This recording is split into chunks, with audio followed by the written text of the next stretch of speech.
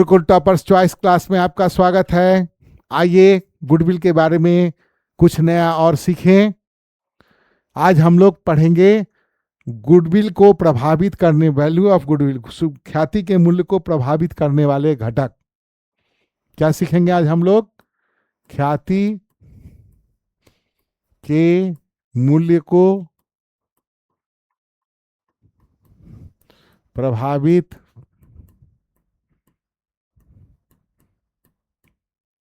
करने वाले घटक। तो सबसे पहला जो गुडविल को का मूल्य को बढ़ाना, प्रभावित करने का मतलब क्या हुआ? जो गुडविल के वैल्यू को बढ़ाता है या घटाता है या कांस्टेंट रखता है। बढ़ भी सकता है, घट भी सकता है, कांस्टेंट भी हो सकता है, तीनों स्थिति होगी।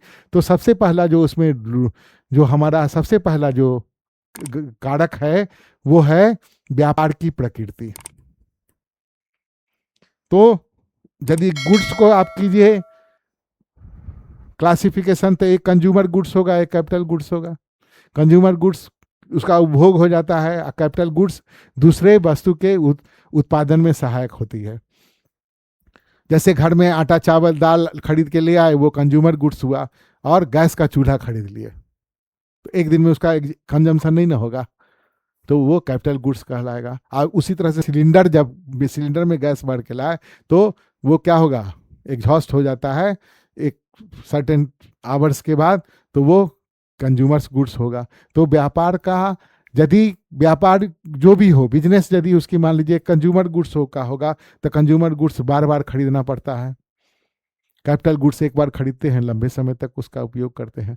तो कंज्यूमर गुड्स वाला यदि कोई संस्था होगा तो उसके कस्टमर्स ज़्यादा होंगे और रेकरिंग आएंगे, बार बार आते रहेंगे उसकी। तो वो गुडविल को, ऐसे संस्था का गुडविल ज़्यादा बेहतर होता है।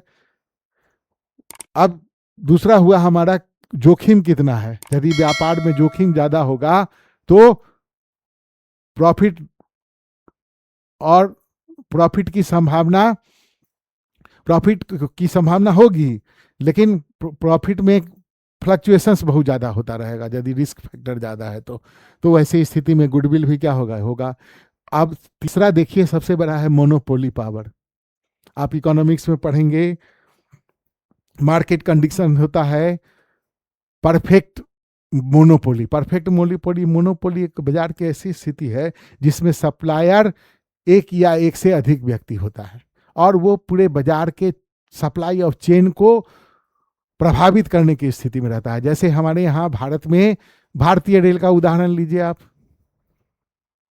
भारतीय रेल का उदाहरण लीजिए, वो एक ही तरह के सेवा के लिए अलग अलग तरह के कैटेगरी ऑफ पैसेंजर्स के लिए अलग अलग भाड़ा तय कर देती है और उसको आपको मानना पड़ता है और ओपन करती है, खुलेआम नहीं। जैसे मान लीजिए कि आप किसी दुकान पे गए, दुकानदार आपका मित्र है और दुकान में हमेशा भीड़ रहती है, कोई सामान आपको 9 रुपया में देता है, दूसरे आदमी को 10 रुपया में देता है, तो खुलेआम कर सकता है।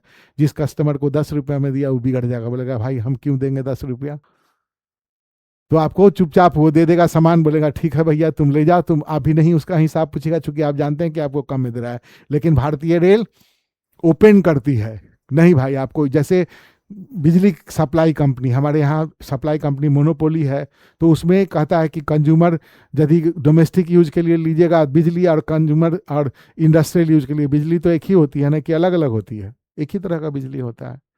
तो डोमेस्टिक के लिए अलग रेट है, इंडस्ट्रियल के लिए अलग रेट है।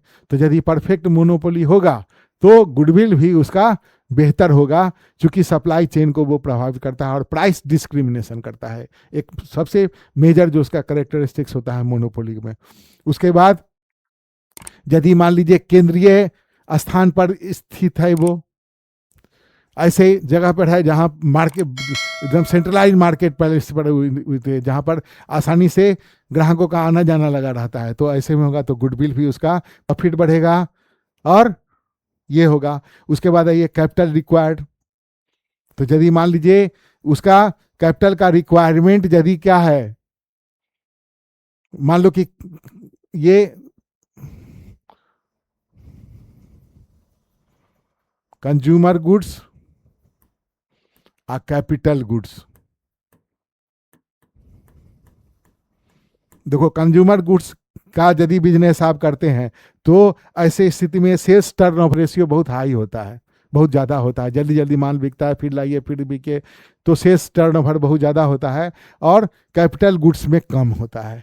तो यदि मान लीजिए, और कैपिटल गुड्स के लिए आपको पूंजी ज़्यादा लगेगी, ये ह्यूज कैपिटल लगता है इसमें, इसमें लेस कैपिटल लगता है। तो उसके बाद तो यदि पूंजी का रिक्वायरमेंट बहुत ज़्यादा होगा तो गुडविल कम होगी, और कम होगा यदि रिक्वायरमेंट तो गुडविल ज़्यादा हो सकता है। उसके बाद प्रबंध कैसा है, प्रबंध की क्षमता कैसी है, उसका बेहतर प्रबंध होगा तो प्रॉफिट का अर्निंग ज़्यादा होगा और गुडविल भी बढ़ेगा ऐसी स्थिति में। उसके बाद कुछ अतिरिक्त जो है सो लाभ क्या क्या हो सकते हैं, कम मूल्य पर कच्चे मूल्य की आपूर्ति यदि होगी तो कॉस्ट कम होगा, कॉस्ट कम होगा तो प्रॉफिट का मार्जिन बेहतर रख सकते हैं, सेल बेहतर होगा, सेल्स जितना ज़्यादा होगा उतना ज़्यादा प्रॉफिट होगा और उतना ही ज़्यादा क्या होगा, गुडविल बढ़ेगा। उसके बाद ट्रेडमार्क है,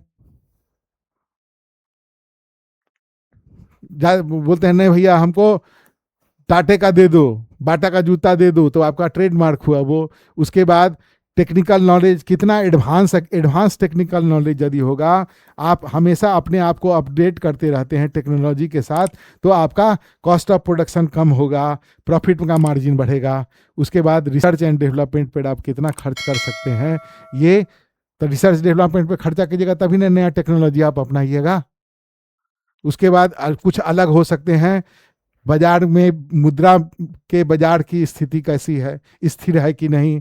उसके बाद व्यापार के प्रॉफिट का ट्रेंड माने अपवार्ड है कि नहीं, ऐसा ऐसा ऐसा ऐसा ऐसा ऐसा ऐसा यदि अपवार्ड ट्रेंड होगा तो गुडविल भी बढ़ेगी।